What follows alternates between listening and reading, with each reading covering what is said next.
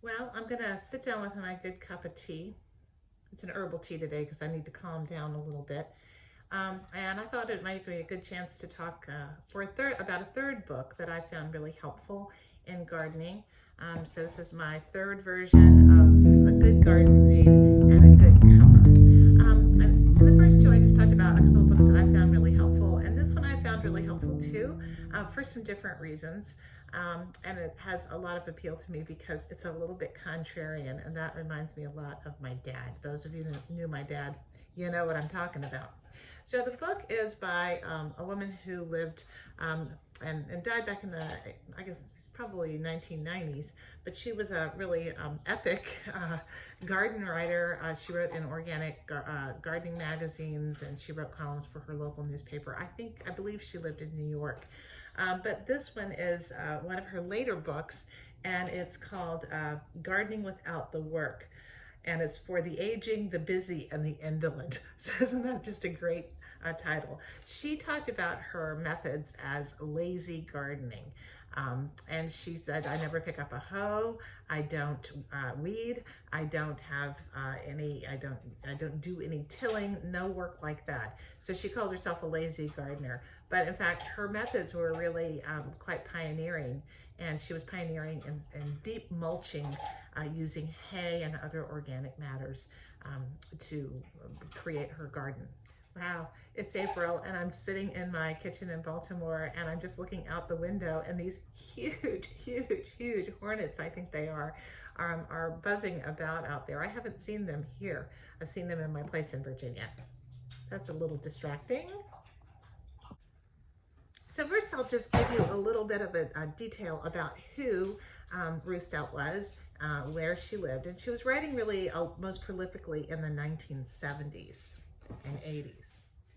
When I was visiting with my next door neighbors here in Baltimore, they asked me if I had this book, and I said if I knew about a person named Ruth Stout, because one of their friends and neighbors and their place up in Pennsylvania really talked about her and loved her methods, and gave them this book, and they gave it to me. This was one of her early books, I believe first written in 1971, and then it went into many printings. So these books really stayed at press for a long time.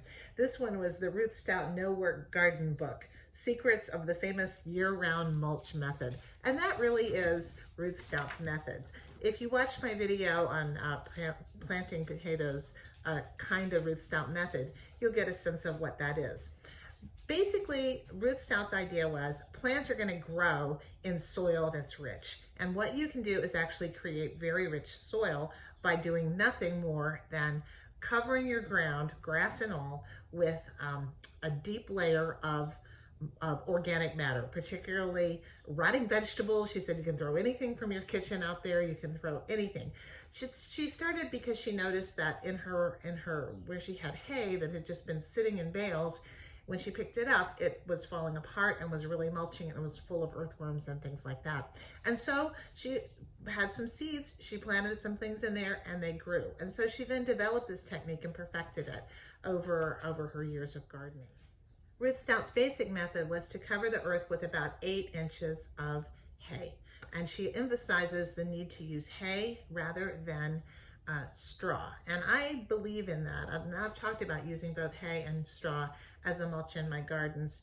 And I really do find that hay is a really rich nutrient, and what it adds back into the earth and to your plants is quite astonishing.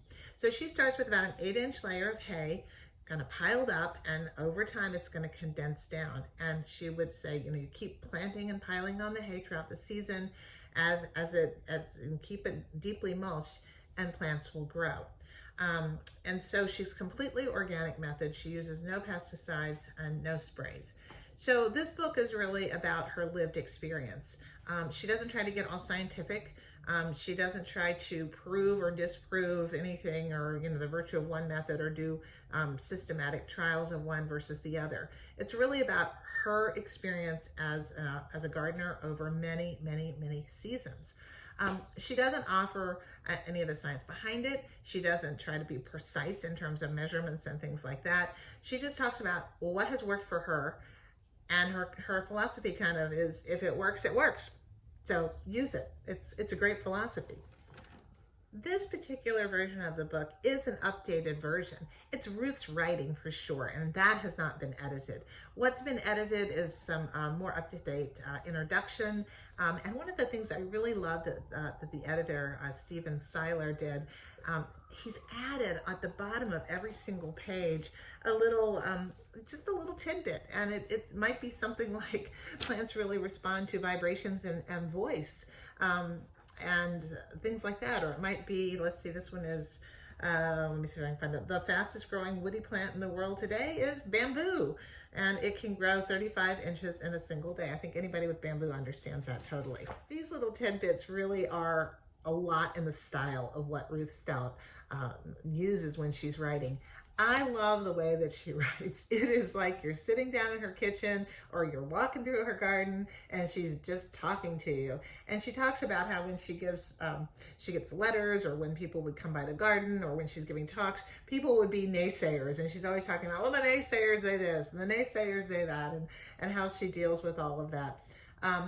And she's a little saucy. I mean, she's a little bit, she can be a little sarcastic. She's got a little bit of an edge to her. But I imagine that she was really just a very funny, fun-loving, full of life person. So her style is really casual. It's really conversational. And you can almost, you just hear her voice coming through, which I think is fabulous for any writer. But it really makes the gardening book a lot of fun to read. Her chapters don't have titles that you would normally find in a gardening book. Like, she's got her introduction. Okay, yay, that's introduction. You can look down the table of contents and see some of them.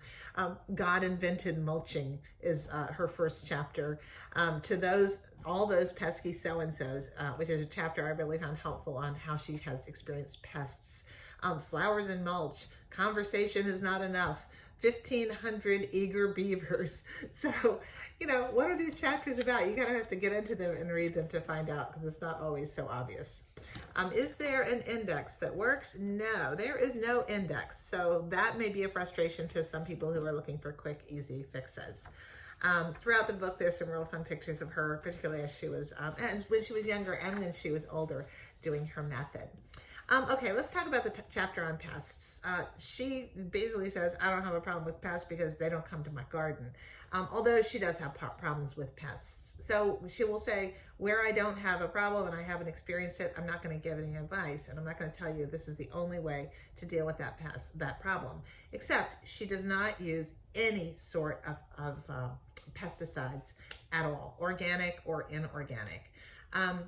I think the thing was her bit on slugs didn't help me, because apparently she doesn't really have slugs, and I have had slugs even before I started deep mulching. That was one of my issues, and I have dealt with them in a variety of ways. It was helpful to hear what she had to say about groundhogs and rabbits, because as you know, my garden is in the country and we have it all, you know, from rabbits and groundhogs to voles and moles and you name it, we've got it. So, and it's going to come to the garden. So far the bear has not come into the garden, but I'm not going to say that too loud because I'm worried about that. So her battles with groundhogs and rabbits were really interesting, because she's such a close observer of habits and how things get in, and then she's very ingenious about how to thwart them. And she had a couple of very ingenious, you know, do-it-yourself techniques to deter, and confuse groundhogs. Groundhogs are deep in my mind right now. But I love the way that she writes. In the end, she talked about how she set up found their hole that they were coming into the garden in, and then created a wire, a wire cage that they would go into. And then once they got into that, at the end of it, she filled it full of, what was it, like cloth, a pillowcase, and it confused the groundhog, and it went out and didn't come back. Other times it would just, wherever she filled a hole, it would just dig another hole next to it. So when she said the groundhog didn't come back and didn't try to get in again, she said, whatever it was, it worked. I made him a neurotic. I made a neurotic out of him, or a coward, or both. So just perfect. And wouldn't we all like to be able to thwart groundhogs and critters in that way? Okay, so who would benefit or like this book? Oh, I wish my dad had read this book. I wish he'd known about this book when he was gardening, because he was totally Ruth Stout style. Even though he was like a precise precision kind of guy in many ways, he was also totally free form. So those two sides of him were always competing. But I mean, he was like the consummate square foot gardener. But he would have loved the irreverent tone that Ruth Stout took towards the experts, or as she would call the so-called experts and scientists. Those who are interested, people who are interested in using an alternative method, even a variation on no-dig gardening, would really benefit from this book. I'm not sure that this would work in all climates. I mean, the internet is full of people talking about trying Ruth Stout's methods to some varying degrees of success. I certainly have adopted using hay as a mulch, and using a lot of hay as a mulch.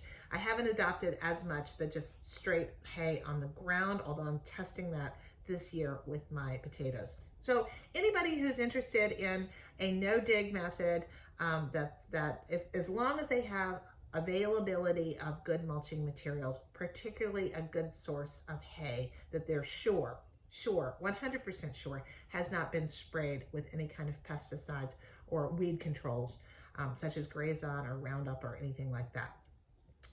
So those are the kinds of people who I think would really benefit from this. Who would hate this book? Anybody that needs precision and really to have their hand held. This is kind of a go with it, go for it book. And that's one of the things I totally loved about it. And I continue, sometimes I just pick it up because she's funny. She's just funny to read. So give it a go. So if there's a gardening book that you have loved, drop it in the comments below. And tell me why you liked it. And if you like this video and would like to hear more reviews, put a comment below. Don't forget to like the video if you liked it, and subscribe to my very, very, very new emergent channel. So also, if you have